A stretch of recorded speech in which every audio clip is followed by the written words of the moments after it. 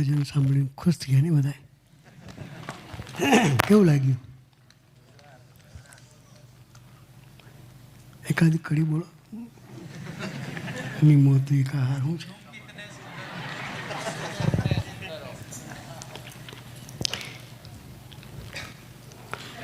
આ ગીત વર્ષો પહેલાં સ્વામીજી અમેરિકાની ધરતી પર બાઇક કાર વિચરણ કરતા હતા.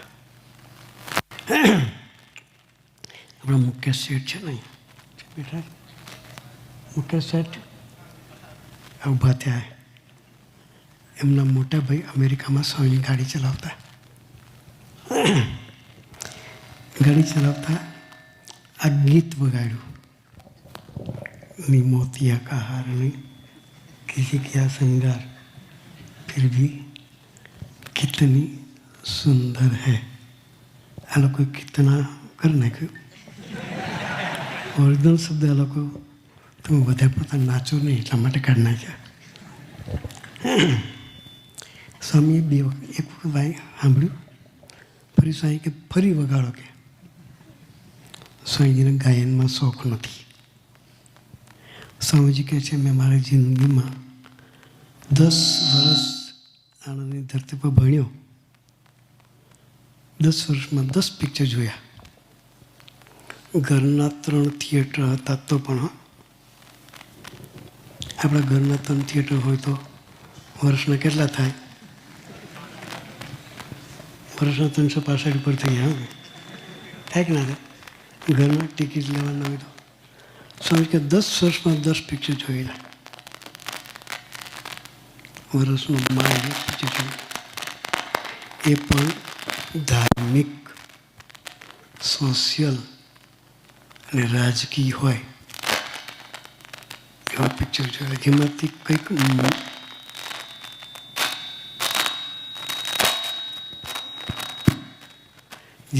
કંઈક મળી શકે એવું હોય એવા પિક્ચરો સમય. તો આવા ભજનમાં સાહેબ રસ હોય ના હોય? સાહેબ કે પ્રેમલા પ્રેમલીના પિક્ચરો કદી જોયા નથી તો ગાયન અમરણ મન થાય. આ ગાયન વાગ્યું પૂરું થયેલું. સાહેબ નીરુભાઈના હતું નિરંજન સાહેબ કે નીરુ ફરી મૂકે આખું ફરી સાંભળ્યું.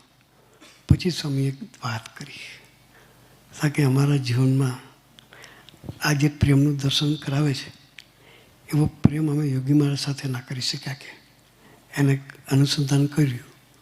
શબ્દો પ્રેમના હતા, અનુસંધાન યોગી મહારાજ હતું.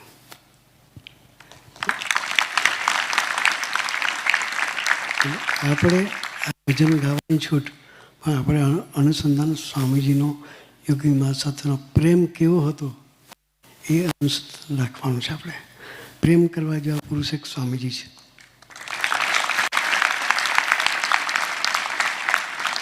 સ્વામીજી યોગી મહારાજ સિવાય કોઈની સાથે પ્રેમ નથી કર્યો.